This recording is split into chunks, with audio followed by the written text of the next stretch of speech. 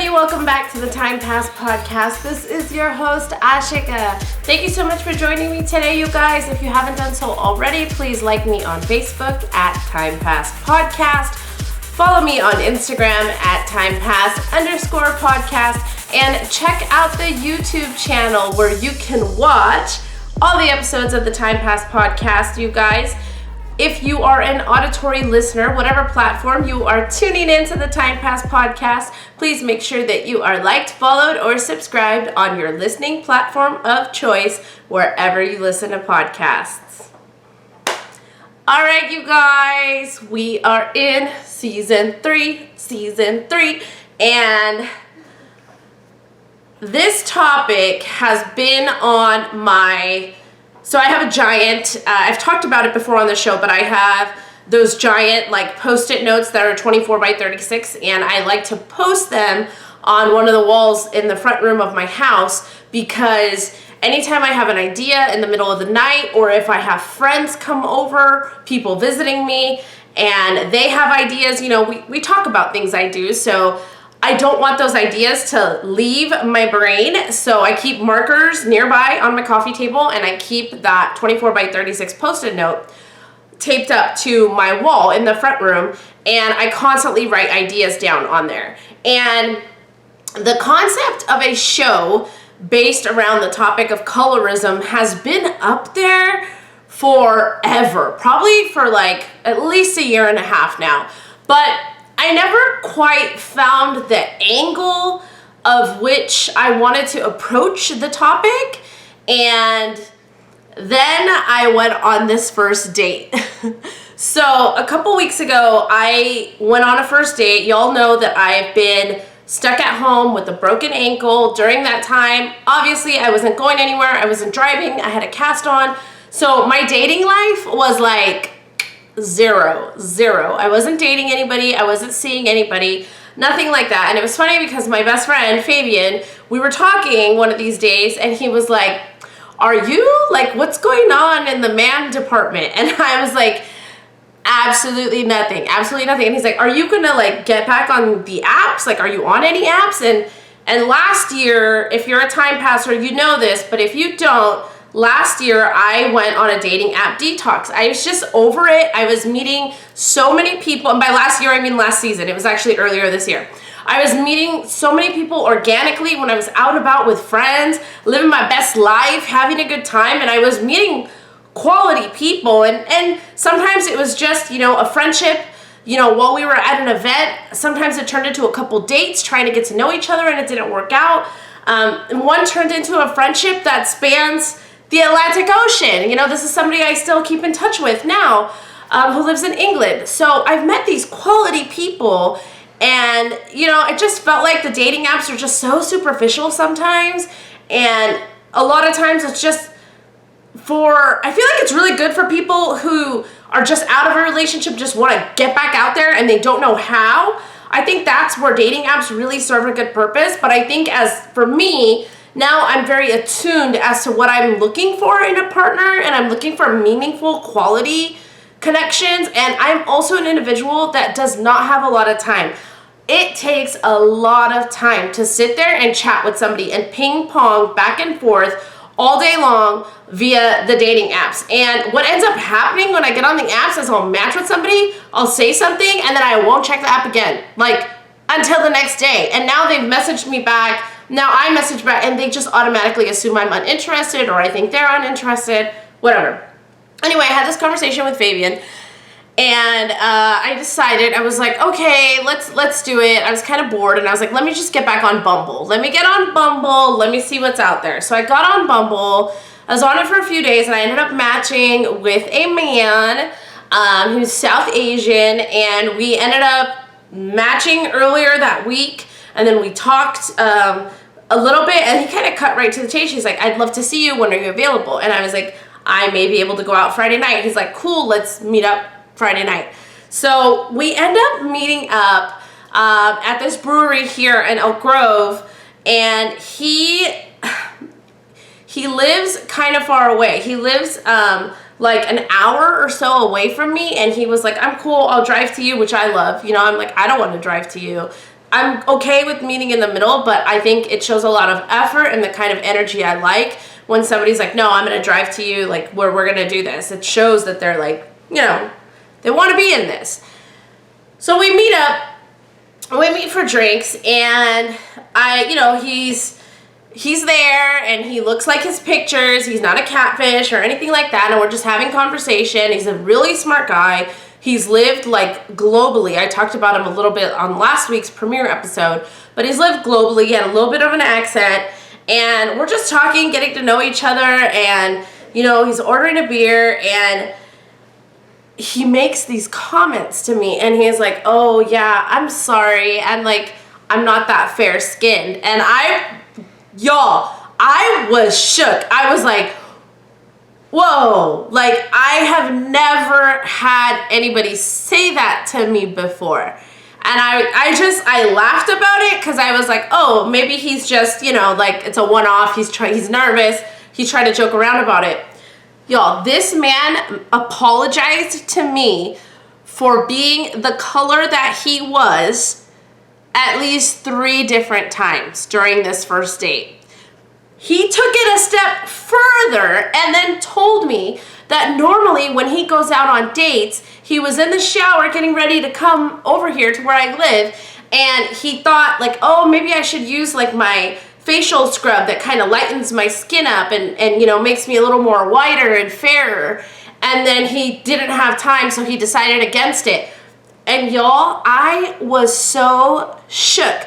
I think oftentimes we think that it's females. Females get the most flack for it. I'm not even gonna deny it. We carry a lot of that with us, but we forget that colorism is males as well. And this man, who hurt him? Who told him that he was too dark? And I'm gonna say this, I had no issue with his skin color. He wasn't dark, in my opinion, and it didn't even matter if he was. Like, the fact that he had to mention it so many times, I felt so sad for him. I felt like this is an insecurity that has now reared his ugly head. And we all know what it's from. It's from years and years of his family members, uncles, aunts, society, entertainment industry, everybody telling him that being darker, having more melanin in your skin is not as desirable as being more fair. And I started thinking about this, and I was like, this is it. This is my angle into colorism and talking about this. So I want to talk a little bit about colorism and what it all means. We're gonna start out with talking about colorism and in India, okay, because I'm South Asian, right? This guy was South Asian. We're gonna start talking about colorism in India and how it all started and the history of it. So it's really hard, but India has been ruled for over 350 years by people that are lighter in skin tone than most Indians who live in the Indian subcontinent. So you're talking about India being ruled by Muslims that were of Persian and that were from the Persian and Arabic belt. So they were much fairer skinned than most Indians. Then you have the Portuguese who are fairer skinned than Indians. And then you end with the British. And the British ruled India for almost 100 years. And you're talking about white when it comes to the British. And I think although, you know, with the Portuguese and the Muslims, yes, they were lighter in skin, but nothing was ever institutionalized and nothing was ever spoken or shunned. You know, the Indians who were darker skinned were never shunned or frowned upon for having darker skin. And when you take it back to ancient India and you take it back to ancient times, having, like, before all this happened, having dark skin was not an issue. And I think a lot of Indians think that with castes, like some castes, they would say, in the caste system, are known to have darker skin, but that's actually not true at all. Within any caste, within any region, you can find Indians that are both fairer and darker skin. Now, traditionally, the color of your skin in India, it does differ based on where you're from. Historically, regionally, people that are from northern India are more fair skinned, and people that are from southern India are more darker skinned. And again, it's a huge generalization, and it's not always true. It's not always true, but there's all these factors to colorism in India, and it's multifaceted as to how we got there. I think that in ancient India, if you look at it, we have deities, we have gods that are known to have dark skin. Krishna had dark skin. Kali Ma had dark skin. Like, these people had dark skin. There are gods, we pray to them. There was nothing wrong in ancient India with having dark skin. I think there are some historians who may have misinterpreted that, because there were a set of Indians who were fighting, and notoriously one side, I believe the Aryans, were much more fairer skinned than the other side, but it wasn't really like fairer skinned versus dark. They were fighting over territory. The fact that one side was fairer and the other side was darker had nothing to do with why they were fighting. They were actually fighting over territory and resources. And I think that's been misinterpreted. I based this whole episode on a fantastic paper, and I will link it in the show notes on the website, timepasspodcast.com. But anyway, so if we go back to ancient times, colorism, not an issue. Then we start having these invaders and different rulers of India, right? Like I talked about, the Muslim, the Portuguese, and then the British. And as I said, with the Muslim and the Portuguese, colorism was not really a thing. Yes, they were lighter skin tone and they were the rulers of India. However, they weren't shunning Indians because of the color of their skin. That was not happening. Enter the British, right? Enter the British. As if we needed another reason to not like the British. Not British today, but British then, okay? I don't know. It's always going to be a weird relationship between Indians and the British. I'm sorry. Anyway, so what ended up happening when the British took over India and began ruling over India is they started characterizing themselves as the superior species, the more intelligent race. And then what they ended up doing was segregating Indians in India, and they developed establishments, bars, and parlors where there were signs outside that said Black Indians not allowed. And the worst is probably that I've heard and that I've seen, and it was actually in this research paper, Indians and dogs not allowed. You're basically equating an Indian to a dog. And that, you know, it's Black Indians, Indians and dogs not allowed. Like, I think that is where the divide and colorism really started, because you look at 350 years of a country, of a people being ruled by other people who are lighter in skin tone. And to make matters worse, the English, when they were there, they gave the good jobs to the lighter skinned Indians. They allied with the lighter skinned Indians. They gave places in the British Army, you know, more higher up rankings to the lighter skinned Indians, and the dark skinned Indians were shunned. And that really took a toll on this country. And it's just so far ingrained in them. Furthermore, let's jump ahead to present day India. I really think that the British fucked up India. They really did, in several ways. So let's go now, let's look at India and what this guy said on the date, right? He's like, oh, I have this scrub and it makes me lighter. The market for fairness creams in India annually is about 450 million US dollars. I'm gonna say it again. The amount of money India makes annually on fairness creams, bleaching creams, is $450 million, approximately. US dollars. 450 million US dollars. That is a shit ton of money. What ended up happening is India started believing that white equals the ruling class. White equals power. White equals desirability. White equals beauty. Because of this tumultuous history they've had with their rulers, right? So going back to that, the growth rate of fairness creams and bleach creams is about 15 to 20% year to year. You are telling me that not only have we thought this way, that whiter is better, for years in the past, but that is still being perpetuated, and that thought process continues to grow because you're getting a 15 to 20% year-to-year increase on fairness and bleach creams. What is wrong with us? What is wrong with us? Why can we not get out of this? And 20% of sales, this I thought was interesting, but 20% of sales of these products are purchased by males. And 90% of females say that it is a high need product. Fairness and bleaching creams are a high need product in a high need area. Is it? What's wrong with your skin? Like, love the skin you're in. And I know it's really hard when you have everyone around you harassing you about it, telling you to do something about it, telling you to try different fairness creams, telling you you're not pretty, telling you you're never gonna find a husband or a wife. It's so hard, and you feel so sorry for the kids and the young adults who have been told this over and over, and now they have a complex. I kid you not, I feel like my first date from a couple weeks ago, he has a complex about this because he felt the need to mention to me, not once, not twice, not three, 4 times altogether throughout the date, and apologize for the fact that he wasn't fair-skinned, more fair. I felt so bad. My heart kind of broke for him. I felt so bad because it's not anything that anybody should ever have to apologize for the color of your skin. It's so sad.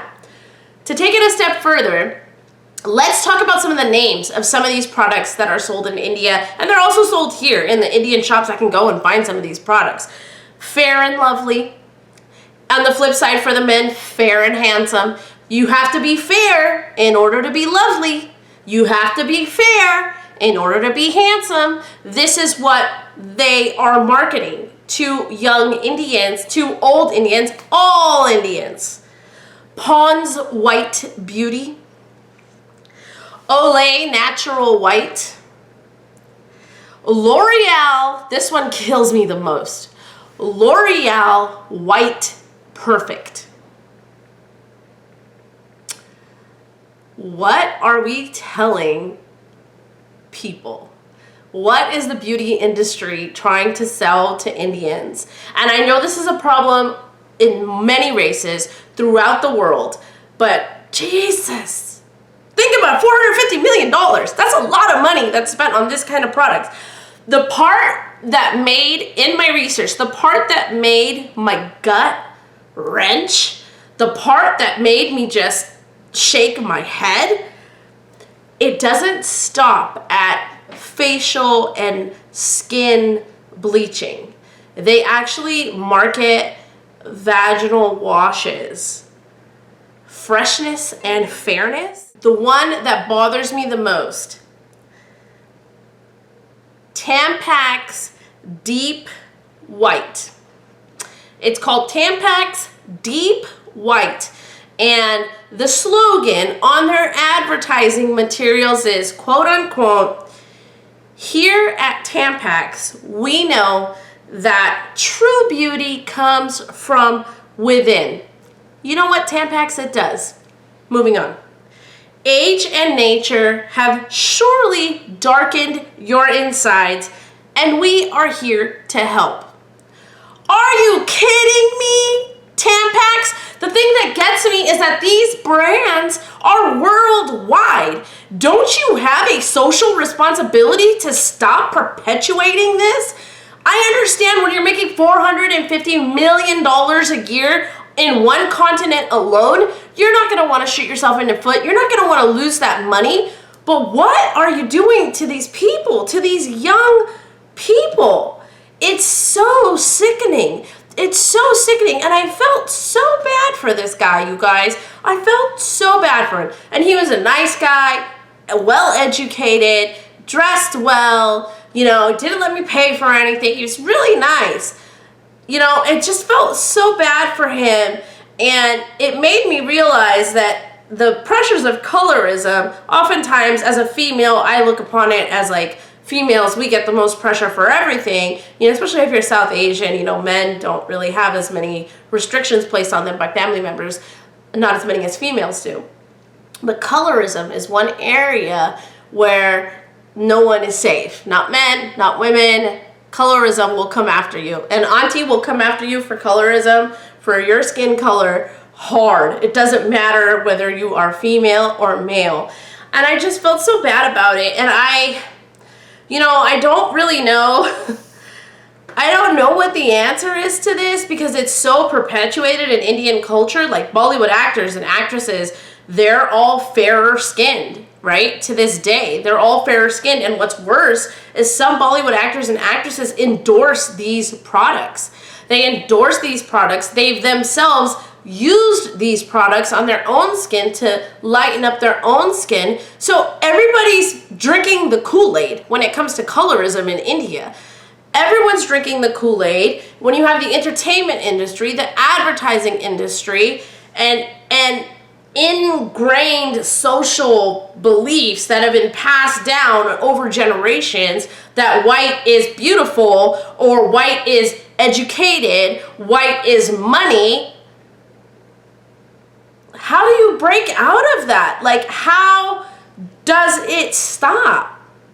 And it's so sad because we've ingrained into these people that their skin tone is bad and that they may not find a partner because they are more dark than someone else. And all you've done is now created anxiety and a insecurity in this person. I mean, this guy, he came off to me as very insecure about his skin color. And I felt sorry for him and my heart broke for him, but I was also, I'm not attracted to that. I'm not attracted to somebody who's so insecure and his insecurities are right on show. It was just like, you're a smart guy, you're having a great time, and there are other things wrong. I mean, just to, wrap it up, we went out on one date only. I reached out to him the next day. I thanked him for driving all the way over here to see me. I told him I loved meeting him and that I had a great time, but that I didn't think that we could, we were really compatible with each other. I thought maybe we could, retain some sort of friendship, but he took it the wrong way and then he unmatched me on Bumble. So, I mean, it's what's gonna happen, but I just felt so bad, and it made me think about the entire industry and beauty standards in India and how it all came about, why we're still perpetuating it, and the why. I know the why now. $450 million. Why? That's the reason. $450 is a hell of a lot of money, but it's just not right. And I just wish people could just be comfortable in their own skin and start speaking up for themselves and realizing that, like, hey, love the skin you're in, man. Love the skin you're in. I know myself, like, when I go, and you guys know I like to vacation. My time pastors know this, but I do like to vacation, and I vacation by the beach often because why? I like the water, and I like to sit in the sun and tan. I really do. And even growing up, like my mom, when I tan and I come home, she's like, oh, you're so dark. And I tell her, I'm like, yeah, because I like to tan when I go on vacation. I like the way I look tan. I have to advocate for myself. I have to stand up for myself. And she doesn't say anything after that. I think it's an ingrained sort of thought in her that's been passed down through generations. But it's me just kind of standing up and saying, you know what, I like my skin. Whether it's lighter or darker or tanner, I like my skin the way it is. I love my skin and I love being in my skin. I don't care what color it is. And, it's just hard to do that, especially in a country where they're making a lot of money off of this insecurity and playing to the idea that white is beautiful. And it's so sad because the British really fucked up India in many ways, partition being the biggest one. But, this is still prevalent today. This is a real problem that's happening everywhere today. And it's from being shunned at parties, not getting good job opportunities, not getting a good match, not, having to fight harder for something that you should be getting anyway just because you have a little more melanin in your skin is not right. And where does it stop? I don't really know. I don't know how to stop this. And $450 million is a huge train to stop, but I just feel sad. I feel sad for the kids and the young adults and people like this guy who had to grow up thinking that they were less than because they were a little more darker skinned than who? Then who? That's the other question. You're more dark than who? Than the British? Well, duh, you're an Indian. You're more dark than who? Like, there's so many shades and so many tones in Indians and India. Like, it shouldn't really matter. It shouldn't matter. And so my plea would be, stand up for yourself, stand up for others. If you hear this kind of talk, please try to educate people. Please try to be the voice of reason. Don't play into it further. It's just not $450 million spent on bleaching products, and the bleaching from the inside, Tampax, deep white, that's just dangerous. These products are dangerous. They're not safe. So it needs to stop. And I just don't know. Like I said, there's no answer. I don't have an answer. I don't know what it is. $450 million is not an easy train to stop. So I don't know what the answer is. Again, I feel like I'm going to say exactly what I said last week when I was talking about racism. Have the conversations. Be an advocate for others. Do whatever you can. Do your part to stop it. I think it's going to take a long time for India itself to get out of colorism, if they ever do. I mean, you've been ruled by people of fairer skin for 350 years, and now it's just a part of your culture and the way you think. And it's really sad because I know it goes further than that. I know if you end up marrying somebody who is darker skinned, they swear at you. And some of the small towns, they're not nice to you when you get married, and the family members aren't nice to you, and they talk down to you. And it's a huge problem, and it's a serious problem, particularly in India, but it does perpetuate here. I mean, here, when you're looking to get married or anything like that, everybody always asks, like, or they'll tell you. If they don't ask, they'll be like, oh yeah, I have somebody, you know, he's pretty fair, you know, she's kind of dark, he's a little dark. It's always part of the description of the person. It's never like, she's educated, she has a degree, she does this for a living, she does this, he does this. No, it's always like, he's educated, he does this for a living, and he's fair-skinned, or he's kind of dark, or she does all this, she's fair, or she does all this, she may be a little dark. You know, it's like a balancing game. Like, if you're educated and you have money and you're a little dark, it's okay. But if you're like not as educated and you don't come from money and you're a little dark, like, your life is doomed.